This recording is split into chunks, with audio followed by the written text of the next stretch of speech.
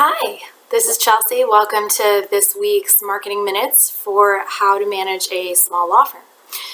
So I wanted to talk today about blogging. I think that blogging is an often misunderstood but really powerful practice for small law firms, law firm owners, and just anyone in general who's growing a small business. So I'm personally passionate about this subject because I've had the great pleasure of spending a lot of time with OKeefe. If you have not read his blog, Real Lawyers Have Blogs, I encourage you to do so. It's inspirational, it's fun to read, and it will teach you a lot about the basics of blogging. But the point that I want to make today is that blogging is misunderstood because a lot of people put a ton of time into a particular post or into an article or anything that they're working on, and they put it out into the world and maybe share it on Facebook or Twitter, and for the first 24 hours they ride this high of people sharing and everybody getting excited about it, and then it kind of dissipates, and over time you lose a lot of that momentum. And so what's misunderstood about blogging is that it's actually creating assets. So in the marketing world, or in the scope of your marketing plan, the content pieces that you create, whether that is an ebook or a blog post or a video or anything else, is actually an asset that can be used in a variety of mediums over and over again over a period of time.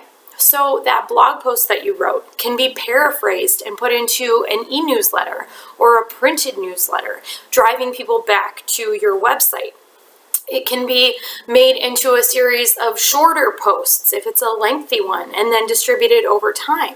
One rule of thumb that I like to use is if you're using a scheduling tool such as Hootsuite or Cloud or Sprout Social or Buffer or any other automatic distribution tool, which if you are not familiar with those can save you a ton of time and give you great reporting.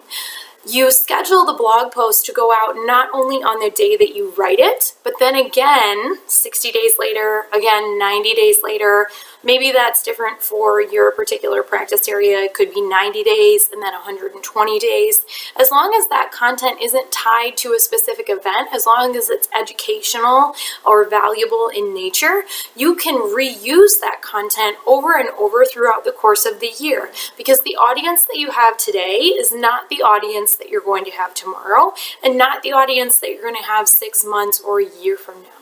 So think about that as far as the effort that you put in and the time that you put into a blog. Not only is it building your reputation, but it's also establishing you as a subject matter expert, where if media were to need someone who spoke specifically or was uniquely familiar with a very particular subject, such as a specialty within an area of law or a niche within a certain area of law, finding you gets a lot easier by having a blog. And this is a lot of what OKeefe shares in his material, and how so many of the lawyers or firms that he has worked with have become or seen success or gotten new clients because they decided to blog about what they were passionate about, or blog about this particular niche that they serve within a particular practice area. So I am very excited to share that my own personal blog will be launching very soon.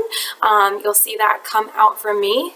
But in the meantime, take this as words of advice.